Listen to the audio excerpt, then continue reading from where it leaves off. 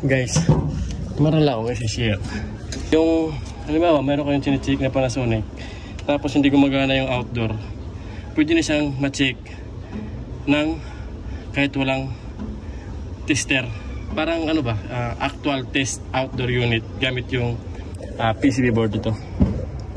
Ngayon guys, kung halimbawa mayroong H11 or wala kayong tester na dala, kung sinabi ko nga na kung hindi kayo nakaka-attend sa mga seminar ng mga isang brand, dito ako para i-share sa inyo yung sinishare nila. Kasi gano'n hindi tayo madamot, di ba?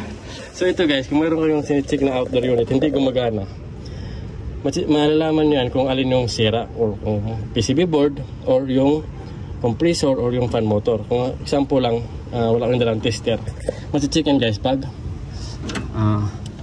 ito, mapansin nyo yan, wala pong ibang nakalagay yan na CNS. Ayan o, CNS, kita ba? Yan, ito. Yan, CNS. Kung makapansin nyo, may dalawang naka-usli na hit na siya. Sinilaki lang ng walas tingting na dulo. Yan. Ngayon, ang gawin nyo, kumuha kayo ng flat screw. Yan. O kaya mas malapad na flat screw. Huwag yung maliit kasi baka mamaya, pag jerk ng ganyan, pag short nyo, tapos dumulas, mamamatay yung compressor. So, pangalawang jerk nyo uli, hindi na siyempre gagana yung compressor. Magantay mo na kayo, baka sabihin nyo nasira yung compressor. So, dapat talaga malaki yung flat screw nyo para hindi siya dumudulas. Dapat nakabukas yung breaker.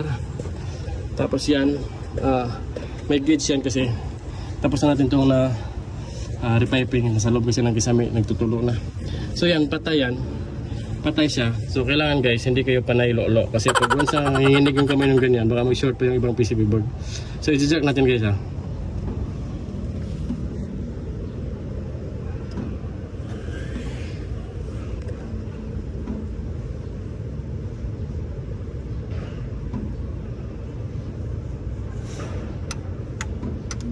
Ayan o.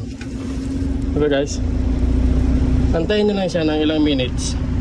Basta huwag nyo bibitawan. Ganyan lang, mag-check. Kung alin dyan yung hindi gumana, halimbawa gumana yung compressor, tapos yung fan hindi gumana, maaaring fan motor yung sira kung wala kayong tester, di ba? So kung gumana yung dalawa, pareha sila gumana,